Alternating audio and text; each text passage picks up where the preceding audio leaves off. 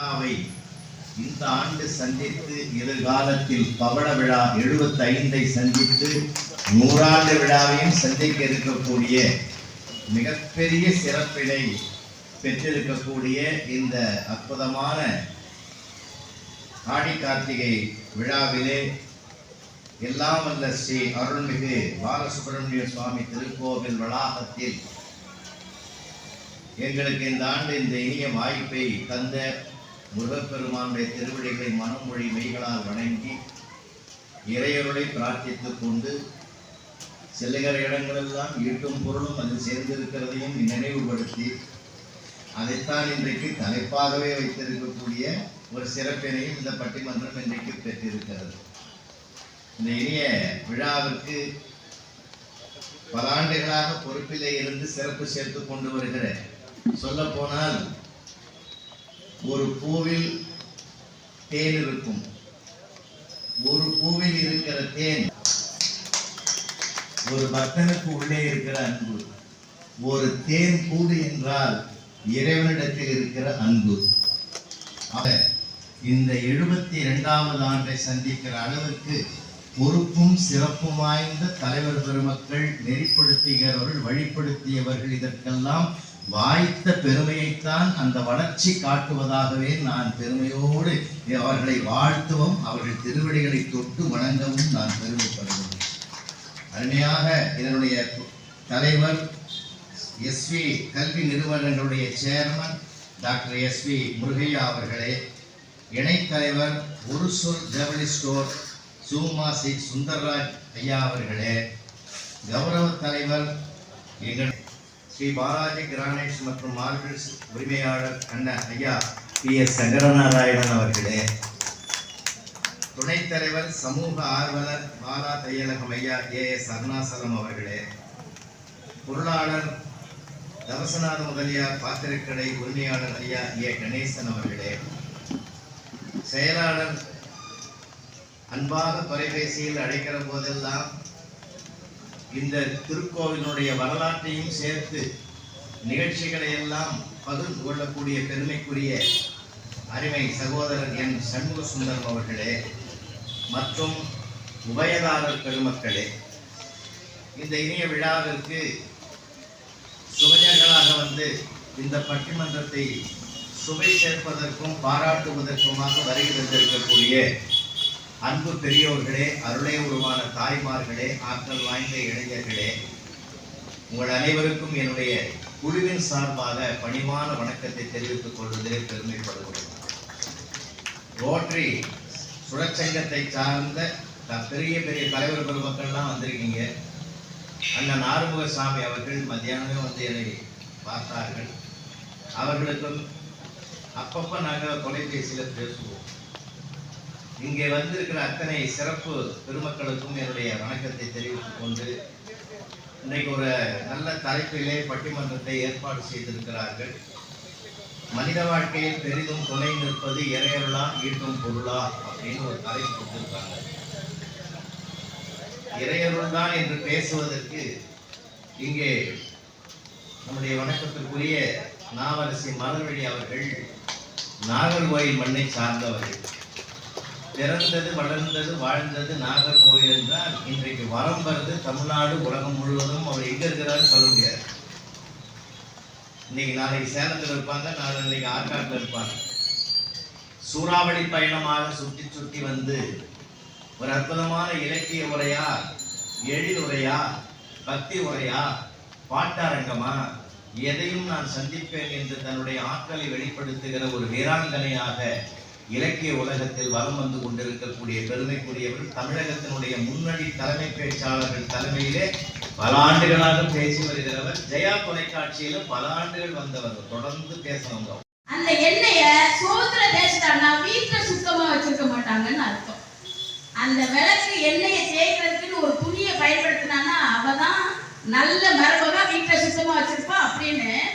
திருவிளக்கை ஏற்றி வைத்தோம் திருமகளே வருக, குலம் விளங்க எங்கள் வீட்டில் கொலுவிருக்க வருக, அலைமகளே வருக ஐஸ்வர்யம் தருக, அலைமகளே வருக ஐஸ்வர்யம் தருக, பாடில அமாவாசை, ஆவணியில விநாயகர் சதுர்த்தி, புரட்டாசியில நவராத்திரி, ஐப்பசியில தீபாவளி, கார்த்திகையில திருக்கார்த்திகை, மார்கழியில மார்கழி நோன்பு, தை பொங்கல், மாசி மகம், பங்குனி உத்திரம் என்று 12 மாதங்களும் நம்முடைய பக்திக்காக திருவிழாவை கொண்டாடுகின்ற ஒரே இடம் நம்ம தானுங்க. நம்ம நாடு பணக்கார நாடு நினைச்சிட்டு இருக்கீங்களா நீங்க? ஆன்மீக நாடு. உலகத்திற்கே ஒளி கொடுத்தது அமெரிக்காவின் எடிசனாக இருக்கலாம், ஆனால் அந்த அமெரிக்காவுக்கே ஆன்மீக ஒளி கொடுத்தது இந்தியாவின் சுவாமி விவேகானந்தர் என்பதை மறந்துவிட்டார். அவர்கிட்ட போய் கேட்டாங்க, உங்கள் நாட்டின் பண்பாடு என்னன்னு கேட்டாங்க. அவர் சொன்னார், உங்கள் நாடுகளில் நீங்கள் தாயை தவிர மீது எல்லா பெண்களையும் மனைவியாக பார்க்கிறீர்கள், எங்களுடைய இந்திய நாட்டில் நாங்கள் மனைவியை தவிர மீது எல்லா பெண்களையும் தாயாக பார்க்கின்றோம். சொன்னார்ல, தாயும் தான் அம்மா செய்வாள், அழித்தலை ஒருபோதும் அவள் செய்ய மாட்டாள் என்று சொன்னால், நம்முடைய நாட்டில் தான் பெண்கள் தான் அது தாயும் தான். எனக்கு வேண்டாம் வேண்டாம் பாருங்க, நான் உட பிடிக்கிறேன்னு நிக்கிறாங்க, வேண்டாம் தம்பி போன அவன் சொல்றான், போங்க உனக்கா உட பிடிக்கிறேன், மயக்கி பிடிக்கிறேன் போனி அப்படின்னு வரலாறு நம்ம நாட்டுல உண்டுங்க. இங்க பணம் இருக்கிறவங்க எல்லாம் சந்தோஷமா இருக்காங்களா? நான் ஒரு விஷயத்தை கேட்கிறேன், பணம் இருக்கிறவங்க எல்லாம் சந்தோஷமா இருக்காங்களா? ஒருத்தருக்கு 3 சுகர் ஃபேக்டரிங்க, ஆனா அவருக்கு சீனி போட்டு காஃபி குடிக்க கூடாது, வித்தவுட் ஒரு டீ கொடுங்க அப்படின்னு போய் நிக்கிறாரு நடுவுல. அது மட்டும் இல்ல, பல மனைவி தீபாவளிக்கு பலகாரம் செஞ்சு வச்சிருக்கு, இவருக்கு நாக்குல எச்சி ஊர்ந்து ஒன்னாவது சாப்பிடணும், சாப்பிட முடியாது. டாக்டர் போன் பண்ண, டாக்டர் ஒரே ஒரு ஜாங்கிரி சாப்பிடட்டுமா டாக்டர்? டாக்டர் சொன்னார், தாராளமா சாப்பிடுங்க, ஆனா இதுதான் கடைசி ஜாங்கிரி, பரவாயில்லையா அப்படின்னா. பொண்ணும் பொருளும் மூட்டை கட்டி போட்டு வச்சாரு, இவர் போன வருஷம் மலைய நம்பி விளைய வச்சாரு, ஏட்டு கணக்க மாத்தி மாத்தி எழுதி வச்சாரு, ஈசை போட்ட கணக்கு மாறவில்லை போய் விழுந்தாரு. பார்த்தா பசுமரம் படுத்துக்கிட்டா நடுவரும், சேத்தா விறகு காருமா ஞான தங்கமே, தீலிட்டா கரையும் மிஞ்சுமா. கர்ணன் கிட்ட பணம் இல்ல, எங்க வீட்டுல ஒரு கஞ்சை இருக்கு, அப்படியே எப்படி கண்டுபிடிச்சான்னு கேட்காங்க. காலையில எழுச்சி தயிர் சாதத்தை பொசிச்சு வச்சுட்டு ஊன்னு அழுவான். எது தெரியுமா? கண்ணீராலே உப்ப சரி பண்ணிடுவாங்க. அப்படிப்பட்ட கஞ்சி அவங்க அப்பா கல்யாணம் பண்ணி கண்ணி கொடுத்து போங்கடா அப்புறம் அனுப்பி வச்சாரு. கொள்ளையில வீட்டுல ஒரு தனியா வைத்து வந்துட்டான், தனி மூணு. அவன் நினைச்சாங்கன்னா தங்கத்துல செருப்பு வாங்கலாம், செருப்பு வாங்குவான், போட்டு நடக்க மாட்டான், எடுத்துக்கிட்டே கிடப்பான், தேய்ச்சி போவான். அவன் நினைச்சா வயிற்றுல கூட வாட்ச் வாங்கி கட்டலாம், வாட்சை கட்ட மாட்டாங்க, கரெக்டா மணி பாப்பா. அப்படி தெரியுமா? திடீர்னு நைட் எந்திரிச்சு வெளியே வரும், அப்படிமா ஏற்றுக்காரன் ஏண்டாமா அடையப்பா 2 மணிக்கு வந்து உள்ள விட்டுறேன், மணி 2 ஆயிட்டு அப்படின்னு உள்ள போவோம். திருப்பி வெளியே வரும், அப்படிமா ஏண்டா அடையப்பா 4 மணிக்கு உள்ள விடுறேம்மா. கஞ்சத்தனை இருக்கலாமாங்க. கடவுள் அடுத்தவனுக்கு யாவருக்குமா இறைவருக்கு ஒரு பட்சியில முன்னும் போது ஒரு கைப்பிடி, யாவருக்குமா பிறருக்கு இன்னொரு யானை. இப்படி இருக்கிற ஆள்தான் கடவுள் இருப்பார். பல உள்படைத்து நீ எறியும் கல்வி, பொது நலம் நினைத்து நீ வளர்ந்து உயர்விலே உனக்கு இருக்கும் இன்பம், இவை அனைத்திலுமே இருப்பதுதான் தெய்வம். பாசமுள்ள பார்வையிலே கடவுள் வாழ்கிறார், அவர் கருணை உள்ள நெஞ்சினிலே கோவில் கொள்கிறார். இதோ என் தெய்வம் முன்னாலே நான் ஒரே ஒரு புன்னகையை கண்டேனே. எனவே ஒரு மனிதனை யார் கைவிட்டாலும் அவன் வணங்கும் ஆன்மீகம் அவனை கைவிடாது. எப்பவுமே பக்தியில நாம சுத்தி வந்துடும். மனுஷனுக்கு பயம் வந்த உடனே பக்தி வந்துடும், பக்தி வந்த உடனே புத்தி வந்துடும், புத்தி வந்த உடனே வெற்றி வந்துடும், வெற்றி வந்த உடனே ஆணவம் வந்துடும், ஆணவம் வந்த உடனே அழிவு வந்துடும், அழிவு வந்த உடனே பயம் வந்துடும், பயம் வந்த உடனே பக்தி வந்துடும். அவ்வளவுதான் நம்முடைய வாழ்க்கையே வட்டம். கடவுளின் அருளோடு தான் நாம் இயங்குகிறோம் என்று கூறி அருமையான வாய்ப்பு நன்றி கூறி நன்றி வணக்கம். பார்வையில தான் ஒரு ஒன்றினுடைய உயர்வும் தெரியும், தாழ்வும் தெரியும், அவங்களுடைய கோணத்துல தான் தெரியும். உலகத்துல யாராவது கெட்டவன் இருக்கிறானா பார்வைன்னு தர்மல கிருஷ்ண பகவான் யாருமே கண்ணே தெரியலன்னு திரும்பி வந்துட்டார். ஏன்னா அவர் பார்வை நல்லதையே பார்த்து பாருங்க. துரியோதனை கூட்டு கேட்டார், யாராவது நல்லவன் கண்ணே தெரியலன்னு, ஒருத்தவனும் தெரியலன்ட்டான்.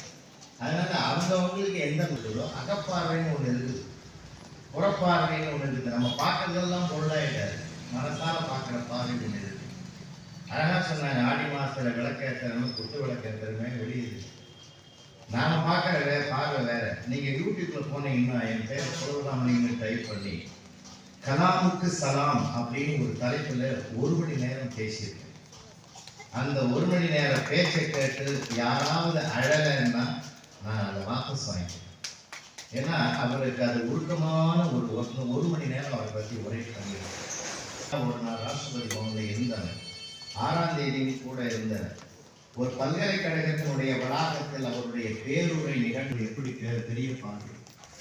இந்த 5 முகங்களை ஏற்றிய குத்துவிளக்கை இவங்க சொன்னாங்க. 5 முகங்கள் ஏற்றிய குத்துவிளக்கை ஐயாவை கொண்டு வந்து ஏற்ற சொன்னாங்க. ஒரு பெண்மணி பணிவாக கொண்டு வந்து ஏற்றிய மெழுகுவத்தியை கையில் கொடுத்தார். அதை சுற்றி ஏற்றிவிட்டு மைக்கு முன்னாடி வந்து ஐயா பேசின உரை இன்னும் என் மனதில் ஆழமா பதிஞ்சிருக்கு. கோயிலில் எழுதின கல்வெட்டா வச்சிருக்கேன். இந்துக்களின் அடையாளம் என்ற குத்து விளக்கு, ஏற்றுவதற்கு என் கையில் கொடுத்த மெழுகுவத்தி தேவாலயத்தின் அடையாளம், ஏற்றுகிற நான் இஸ்லாத்தின் அடையாளம், இதுதான் இந்தியா என்று சொன்னேன். நமக்கு பத்த வைக்கிறது வேற, ஏற்றுறது வேற. எவ்வளவு விஷயம் இருக்கு சார். ஒரு தெய்வம் ஏன் தான் உருவாக்கிய ஏவுகணைக்கு அக்னி ஏவுகணைன்னு பேர் வச்சார் மேதர் அப்துல் கலாம். விண்ணை நோக்கி சீறி பாய்ந்து வெற்றி அடைந்த அந்த ஏவுகணைக்கு என்று கேட்டபோது, பஞ்சபூதங்களிலே அக்னி ஒன்றுதான் ஆழ்ந்த பள்ளத்தில் வைத்தாலும் மேல் நோக்கி வரும். அந்த சிறப்பு இந்த அக்னிக்கு உண்டு ஏவுகணைக்கு இருக்கிறதுனால தான் நான் இதை பேர் வச்சேன்னு சொன்னார். எவ்வளவு சிந்தனை பாருங்க, எவ்வளவு சிந்தனை. நாம் எதுவாக மாற வேண்டும் என்று சதா நினைக்கிறோமோ நாம் அதுவாகவே மாறுவோம் என்பதுதான் உபனிஷதத்தினுடைய மொத்த சாரம். அதுதான் என்னுடைய எண்ணங்கள் தான் என்னை உருவாக்குகிறது. எனக்கு நல்ல எண்ணங்களே இருந்தால் நான் எங்கேயோ உயரம் கொண்டு போயிருக்கிறேன். அந்த உயரத்தில் அந்த இறையர் அதைத்தான் நான் அழகா சொன்னாங்க. தீயை நம்ம படைத்த துரியோதனுடைய நிலைமை தெரியும். எதையுமே நம்ம விட்டு கவனிக்கணும். ஒருத்தன் கடைசி காலம் சம்சாரத்தை கூட்டா, நான் சொல்றேன்னு தப்பா நினைக்காது. இப்பெல்லாம் மறுமணம் பண்ணிக்கிறது ஒரு பெரிய விஷயம் இல்லை. எல்லாருக்கும் சமுதாயத்தில் பழகி போச்சு. நான் போயிட்டேன்னா 7ஆம் நம்பர் ஓட்டி 8ஆம் நம்பரத்தை கல்யாணம் பண்ணிக்கணும். அவர் சொன்னா, என்னை விட 1 ரூபா கூட அவன் அதிகமாக சம்பாதிக்க கூடாதுன்னு 50 வருஷமா அவனை எதிர்த்து அவனை அழிக்கணும்னு முடிவு பண்ண நீ இப்படி சொல்லலாமாயான்னு கேட்டான். இல்லை, அவனை என்னால் அழிக்க முடியல, அதனாலதான் அந்த பொறுப்பு உங்ககிட்ட ஒப்படைச்சிட்டு போறேன். என்ன எதையும் பொறுமையா நிதானமா, என்ன பேச்சு, என்ன பாட்டுக்கு பாட்டு, பேச்சுக்கு பேச்சு, நகைச்சுவைக்கு நகைச்சுவை. உண்மையிலே அதனால்தான் எப்ப எந்த தேதி கேட்டாலும் அவங்க வீட்டுக்காரர் போயிடுன்றாரு. ரொம்ப அழகு. இப்ப நிறைவா அவங்க இவ்வளவு பெரிய கூட்டத்தை சந்திச்சிருக்க மாட்டாங்க நினைக்கிறேன். விபூதியும் 4 சந்தனமும் வாங்கி தரேன்னு அவர் சொல்லுவாரு. நான் 2 பாக்கெட்டா வாங்கி தரேன், நான் 2 கிலோ சந்தனம் கூட வாங்கி தரேன், எனக்கு கொடுக்க வேண்டியது கொடுத்தாங்க.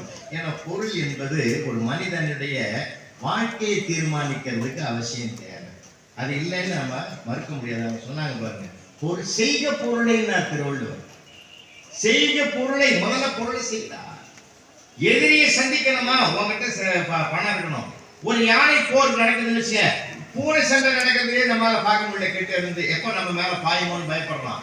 யானை சண்டை நடக்குது பார்க்கணும்னா திருவள்ளுவர் சொல்றாரு, ஒரு யானைக்கு சண்டை நடக்குதுன்னா நீ அதை அழகா பார்க்கணும்னு ஆசைப்பட்டீங்கன்னா ஒரு குன்றின் மேல் உட்கார்ந்துக்கிட்டு நீ அந்த யானை சண்டையை நிதானமா நிம்மதியா பார்க்கலாம்டா.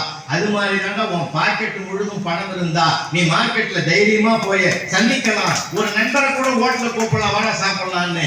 குன்றேறி யானை போர் கண்டக்கால் செல்வம் தங்கை உண்டாக பெரியன்னு அந்த என்ன பெரிய உதாரணத்தை கொண்டு வந்து அவர் அனுபவிச்சு சொல்லி இருக்கிறார். எவ்வளவு பெரிய விஷயம் சார். பணம் இருந்தா நீங்க டாக்டர் பட்டம் பெற வைக்கலாம், பணம் இருந்தா எந்த படிப்பு வேணாலும் படிக்கலாம், லண்டன்ல பல்கலைக்கழகத்துல படிக்க வைக்கலாம். அது ஈட்டுகிற பொருள் தேவை சார். அதனால நீங்க தப்பு இல்லை. பொருளை ஈட்டுவது என்பது தவறானது அல்ல. கடுமையாக உழைத்து முன்னேறி யாரு எப்படி என்ன வேணாலும் செய்யலாம். ஈட்டுகிற பொருள் தான் ஒரு தனி மனிதனை உயர்த்தும், குடும்ப வசதிகளை பெற்றுக் கொடுக்கும். இப்ப இருக்கிற வசதிகளை நம்மளால தராம இருக்க முடியுமா சார்?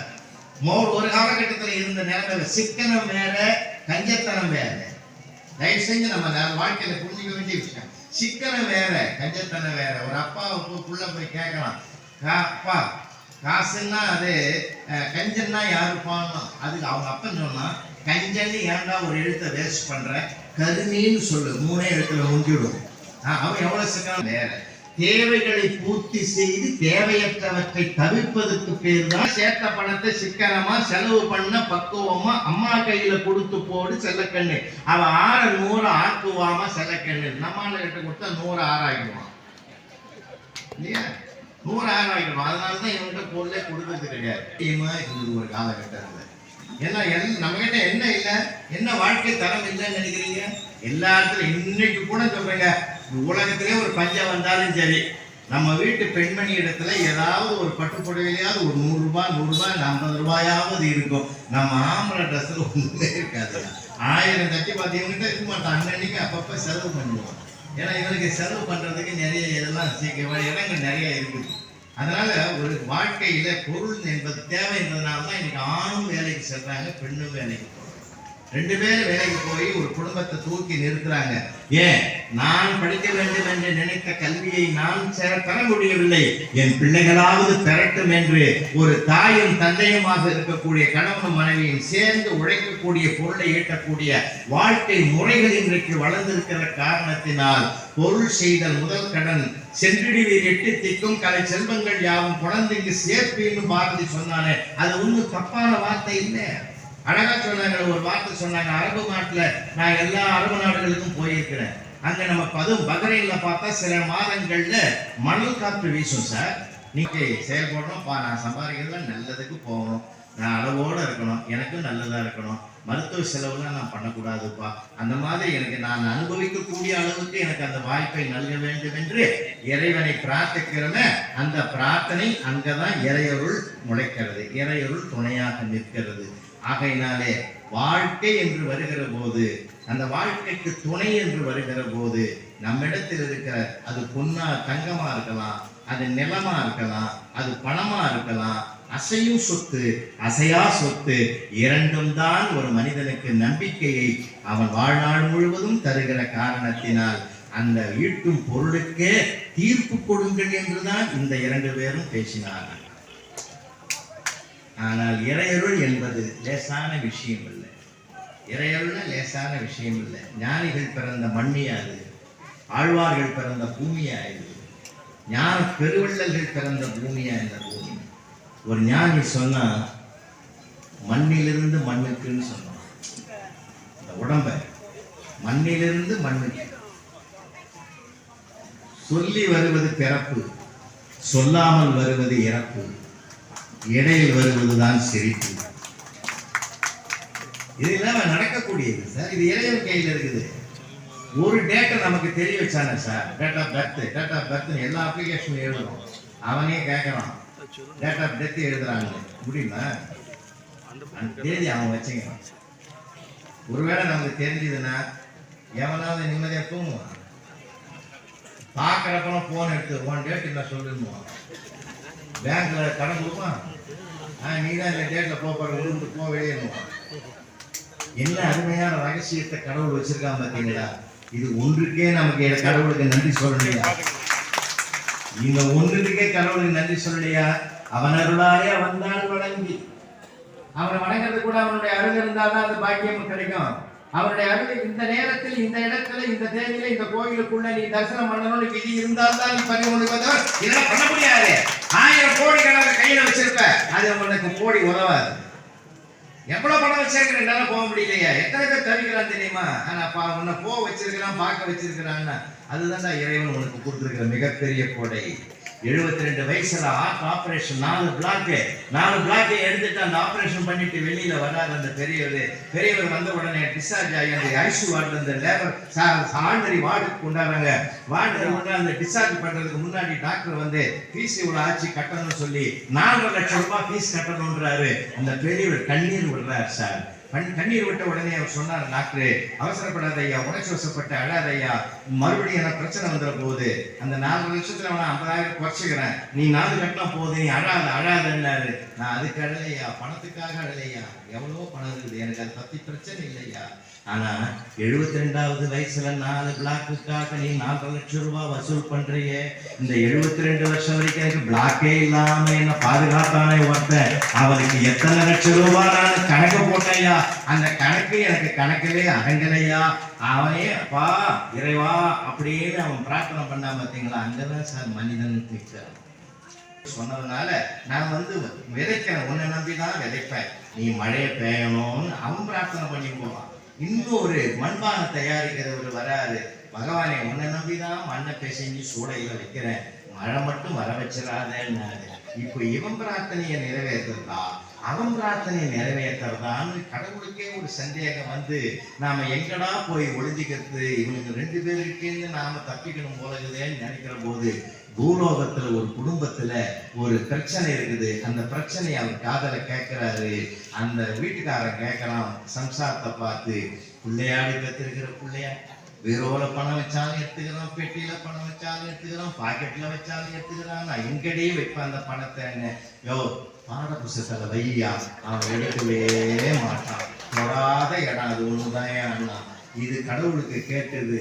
ஆஹா, எப்படி அவன் பாட புஸ்தகத்துல வச்சா தொடமாட்டானோ அது மாதிரி நாமும் ஒளிஞ்சிக்க வேண்டிய ஒரு இடம் நானும் கண்டுபிடிச்சிட்டேன். ஒவ்வொரு மனுஷனுடைய மனசுல போய் ஒளிஞ்சிக்கிறேன், என்னை எவனுமே தேட மாட்டான். ஏன்னா நான் மனசுக்குள்ள இருக்கிறது தெரியாம தான் அவன் கோயில்ல போய் என்னை தேடின்னு இருப்பான். அதனால அவன் இருக்கிற இடத்த விட்டுட்டு இல்லாத இடத்துல தேடுவான். அங்கேயும் இருக்கிறேன், ஆனால் அங்கே சிலை ரூபத்தில் இருக்கிறேன், இங்கே நானே அவன் உணர்வு பூர்வத்தில் கலந்திருக்கிறேன் என்பது அவனுக்கு தெரியாது. மனமெனும் தோணி பற்றி மதியனும் கோலை ஒன்று சினமெனும் சரக்கை ஏற்றி செடிகளில் ஓடும் போது மதமெனும் பாறை தாக்கி மறியும் போது அறிய உண்ணாது உனை உணவு உணவை நல்காய் ஒற்றியுடைய போவேன்னு பாடுவதும் அவனுக்கு புரியாது. நெஞ்சகமே கோவில் நினைவே சுகந்தம் அன்பே மஞ்சனவே பூசைக்குள்ள வாராய் பராபரமே என்று தாய்மானவரை விட்டு பாட சொன்ன அப்பயும் அவருக்கு தெரியாதுயா. உள்ளம் பெருங்கோயில் ஊருடம் ஆலயம் வள்ளல் கிரானார்க்கு வாய் கோபுரவாசல் தெல்ல தெரிந்தார்க்கு ஜீவன் சிவலிங்கம் கண்டப்போல என்னும் காணாமணிகளுக்கு திருமூலர் பாடிய பிறகு கூட அவனுக்கு மனசுல தேடாம என்ன தேடி கிடக்கிறான். அவன் மனசுக்குள்ளதான் நான் இருக்கிறேன்னு அங்க உட்கார்ந்து இருக்கிறானே. அதனால்தான் மனத்துக்கள் மாசு இலனாதல் அனைத்தர நாகர நேரபரன்னு வள்ளுவர் எழுதுனான். தனக்கு உண்மை இல்லாதான் தான் சேர்ந்தாக்கெல்லாம் மனக்கவலை மாற்றல நேரம் மதுமையில் உங்களுக்கு பணம் இல்ல அப்படின்னு ஒரு கவலை வருது. அந்த கவலைக்கு மருந்து யார்? எந்த வைத்தியன்? உடல் நோய்க்கு வைத்தியன் உலகத்தில் உண்டு, மனநோய்க்கு எந்த வைத்தியன் இருக்கிறான்? அந்த வைத்தீஸ்வரனை தவிர யார் இருக்கிறான் சொல்லுங்க பார்ப்போம். அவருடைய பாதங்களை வணங்குங்க. உன் திருவடிதான் சரணாகதி என்று. சரணாகதிக்கு நிகரான உலகத்தில் எதுவுமே கிடையாது. நம்பியவரை காப்ப வந்தானே, நம்பினார் கை விழுவதில்லை என்பது 4 வரை தீர்ப்பு என்றெல்லாம் நமக்கு சொல்லியிருக்கிறார்கள் இல்லையா?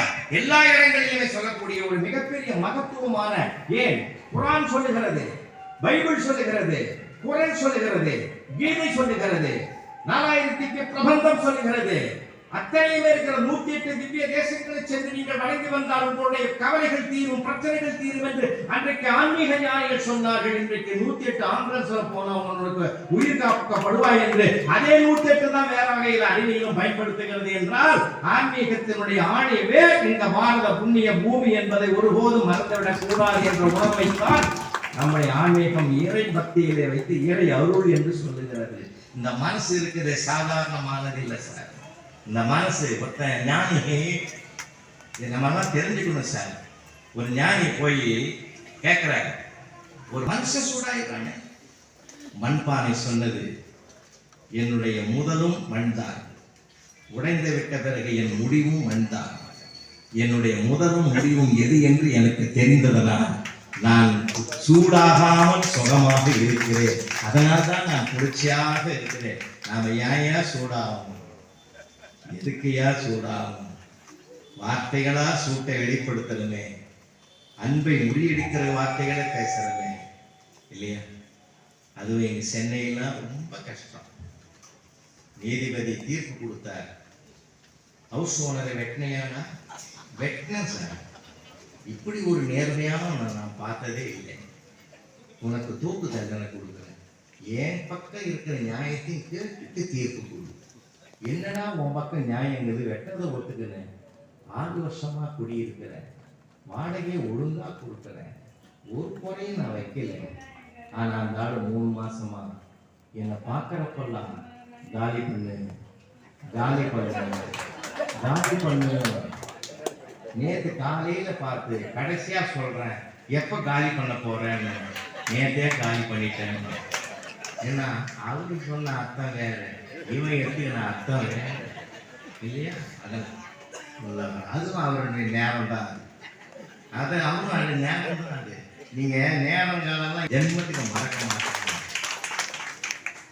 மேலே போய் ஒரு லெவலுக்கு வினமான வந்த உடனே சகஜமாக இருக்கலாம். அந்த நேரம் பார்த்து பைலட் அலறணும், விமானத்தில் கோளாறு வந்துட்டுது, யாருக்கு என்ன ஆகுமோன்னு தெரியாது, பாராசூட்டை கையில் எடுத்துங்க, குழைக்கிறவங்க குழைச்சிங்கன்னு.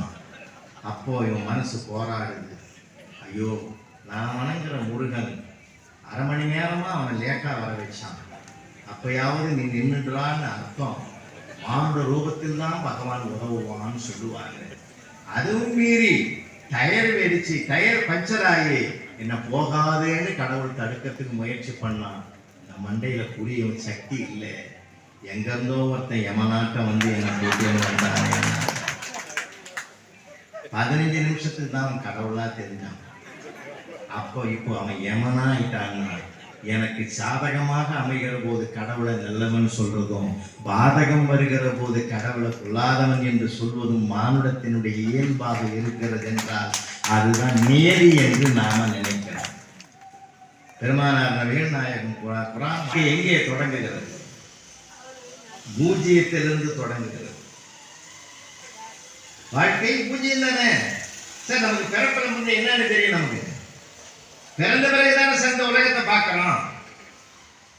அவன் தானே சொன்னான், கண்ணதாசன் சொன்னான், பிறப்பிடப்படுவது யாதென கேட்டேன் பிறந்து பார் என்று இறைவன் சொன்னான், இறப்பிடப்படுவது யாதென கேட்டேன் இறந்து பார் என்று இறைவன் சொன்னான், மனையார் சுகம் யாதென கேட்டேன் மணந்து பார் என்று இறைவன் சொன்னான், நட்பெறப்படுவது யாதென கேட்டேன் பழகிப்பார் என்று இறைவன் சொன்னான், அனைத்தும் நான் அனுபவித்து தெரிய வேண்டும் என்றால் ஆண்டவனே நீ எதற்கு என்றேன். ஆண்டவன் சற்று அருகே வந்து அந்த அனுபவம் என்பதே நான் தான். அனுபவம் தானே, அந்த அனுபவம் தானே. நீங்க என்ன சொல்லுங்க, பூஜ்ஜியம் இருக்கு, பூஜ்ஜியம் இருக்கு. பூஜ்ஜியத்துக்கு இடது பக்கம் நம்பர் விழுந்தா அது இறைவன் கொடுத்த பரிசு, அதுதான் ஈட்டும் பொருள். பூஜ்ஜியத்துக்கு அந்த பக்கம் போட்டா இறைவன் வைத்த சோதனை. அந்த சோதனையையும் வெல்லுகிற தன்மையை அவன் அருள்தான் கொடுக்கும் என்பதுதான் வாழ்க்கையினுடைய வெளிச்சம் என்று சொன்னார். ஈட்டும் பொருள் தான். அதனால்தான் ஈட்டும் பொருள் தான் ஈகைக்கே காரணம். இந்த சங்கரநாராயணன் அவர்கள் ரோட்டரியில வந்து ஏராளமான பணத்தை அந்த ஒரு பெரிய நிதியை கொடுத்திருக்கிறார். எத்தனை டன் அரிசி உணவுப் பொருள்கள் ஏற்றுமதி நிறைய சொல்லலாம். அப்ப ஈட்டும் பொருள் ஒன்று இருந்தால்தான் சார் ஈகையை என்னால செய்ய முடியும். அப்ப ஈகையை என்னால செய்ய முடியும் சொல்லுகிற போது அந்த கோவிலுக்கு கூட கும்பாபிஷேகம் செய்து வைக்கிறது, விழாக்கள் எடுப்பதற்கு அத்தனை செலவுகளையும் நான் செய்யக்கூடிய மனமுவந்து செய்வதற்கு கூட மார்க்கத்தை தருவது ஈட்டும் பொருள் காரணமாக இருக்கலாம். அந்த காரணத்தை நிறைவேற்றுகிற காரியமாகத்தான் இறையொருள் இதயத்தில் இருக்கிறது. அதனால்தான் இன்ன வரம் வேணும்னு கேட்டான். அவன் கேட்கிற போது பரம்பொருள் கேட்கிறாரு, உனக்கு என்ன வரம் வேணும்னு கேளு. கர்ணன் கேட்டிருக்கலாம், என்ன கேட்டிருக்கலாம்? அம்மாவோட நான் வாழல, அப்பாவோட நான் வாழல, அண்ணன் தம்பியோட நான் வாழல, அடுத்த ஜென்மத்திலேயாவது நான் அவரோடு சேர்ந்து வாழக்கூடிய பாக்கியத்தை எனக்கு கொடுறா பரம்பொருளேன்னு கேட்டிருக்கலாம். எல்லாத்தையும் மறந்துட்டான். ஒன்னே ஒன்று கேட்டான், இல்லை என்று வந்தவர்க்கு இல்லை என்று சொல்லாத பொருள் கேட்கல, இதயத்தை கொடுறான்னு கேட்டான். இல்லைன்னு சொல்ல இருக்கிறவங்க பூரா கொடுத்துடுறாங்களா? இல்ல, இருக்கிறது இல்லாமலே கொடுக்கிறவங்க எத்தனை பேர் இருக்காங்க தெரியுமா? ஏன் இருக்கிறவர்கள் கொடுக்கிறார்கள், இல்லாதவர்கள் கொடுக்க வேண்டும் என்ற எண்ணம் இருந்தாலும் தான் கொடுக்க முடியாட்டால் அடுத்தவர்கள் கொடுக்க வைப்பதற்கு அவர்கள் உதவியாக இருக்கிற அழகையெல்லாம் பார்க்கிறேன் என்றால் அந்த இதயத்தை கொடுக்கிறவன். கஜிதாவிடத்தில் பெருமானார் கேட்கிறார், எத்தனை தினார்கள் இருக்கு? 7 இரவு 7 மணிக்கு செய்துவிடு. பெருமானார் இப்பொழுது இந்த நேரத்தில் யார் வருவார்? அதற்கென்று ஒரு இறைவன் ஒருவனை அனுப்பி இருப்பார். வாசலில் போய்ப்பார், ஒருத்தன் நிற்கிறான், அந்த 5 தினாரை கொடுத்தாச்சு. அதனால்தான் அந்த 100% ஒரு 2% அவங்க தானத்துக்குன்னு எடுத்து வைக்கிறார். தானம் தர்மம் 2 நம்முடைய கொள்கை. நம்ம சமயம் தந்திருக்கிற மிகப்பெரிய கொடை தானம் தர்மம். தானம் தர்மம் எப்படி கொடுக்க முடியும்? தானம் தர்மம் நிறைய கொடுக்கும். அதனால்தான் மீண்டும் அதையும் நினைவுபடுத்துறேன். கருப்பு கண்ணாடி போட்டு கூலிங் கிளாஸ் போட்டு பேக் சீட்ல உட்காந்துற கார்ல உட்காந்துங்கிறாரு. அம்மா ஐயா ஏதாவது தான தர்மம் பண்ணியான்றாரு. அந்த டோரை மட்டும் இறக்கிட்டு உள்ள இருந்து அப்படியே ஒரு 100 ரூபாய் தாளை எடுத்து கொடுத்தாரு அவரு. அந்த அம்மா சொல்லுது வெளியில நின்று, வாழ்க எம்ஜிஆர், வாழ்க எம்ஜிஆர். அந்த ஆள் கோவம் வந்துட்டு உள்ளதற்கு இறங்கி வந்தார். காரை திறந்தீங்க. யாரு? நடிகர் பாலாஜி. நடிகர் பாலாஜி கருப்பு கிளாஸ் போட்டு வெளியில வந்து கொடுத்தது நானு. எம்ஜிஆர் வாழ்க என்கிட்ட சொல்றேன். இல்லை, யார் கொடுத்தாலும் எம்ஜிஆர் தான் அது அப்படின்னு அந்த வார்த்தையை சொல்லிட்டதுன்னா அந்த வள்ளலுடைய குணத்தை எது தெரிஞ்சிருக்கு. கடையேழு வள்ளல் முல்லைக்கு தேரும் மயிலுக்கு போர்வையும் தொல்லை அறிந்தாரை கேள்வின்னு சொல்லி அழகாக இன்னைக்கும் அவங்க பெயர் நிற்குதுன்னா நான் கூட நம்மளே ஒரே ஒரு வேண்டுகோளோடு நிறைவு செய்யறேன். ஈட்டுவது நம்முடைய முயற்சி, அடுத்தவங்களுக்கு ஈர்த்து வந்து கொடுப்பது இறைவனுடைய அருள். அந்த இறைவனை கையில் எடுத்தால் வள்ளுவர் சொன்ன வாசகம் என்ன தெரியுமா? ஈர்த்து உவக்கும் இன்பம். ஒன்னே ஒன்று ஞாபகம் வச்சுங்க, நம்மளை கொடுக்கிற அளவுக்கு கடவுள் வச்சிருக்கான் பத்தியா, அது எவ்வளவு பெருமைடா. அப்படி மகிழ்ச்சி அடையணும் சார் நம்ம கொடுக்கிறவங்க. அது 10 ரூபாய் இல்லை, 20 ரூபாய் இல்லை, 1 ரூபாய் இல்லை, எதுவா இருந்தாலும் ஒருத்தவனுக்கு யாசங்க டீ வாங்கி கொடுத்தாலும் ஒரு தர்மம் சார். தர்மம் தான் அது. அந்த கொடுக்கிற இடத்த வச்சிருக்கா பத்தியா நம்மளுக்கு கடவுள். உறவுகளுக்கு கொடுத்து அரவணைங்க, கை தூக்கி விடுங்க நண்பனை, கடவுள் அங்கே காட்சி தருவான்.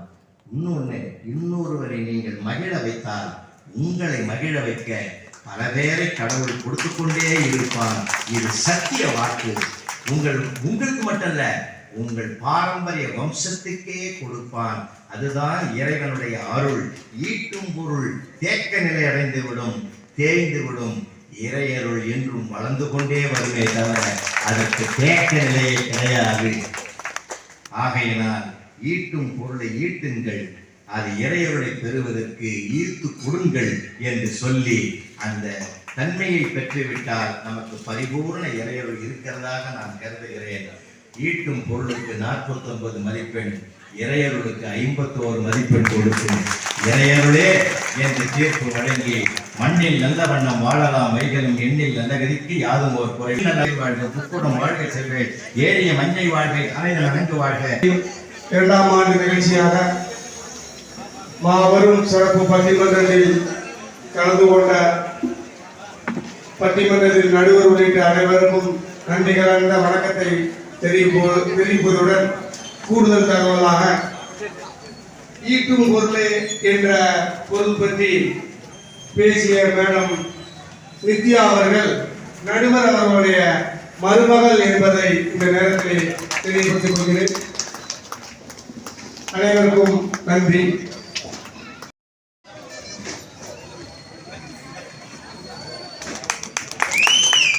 நம பார்வதி பதையே தென்னாடுடைய சிவனே போற்றி, போற்றி போற்றி.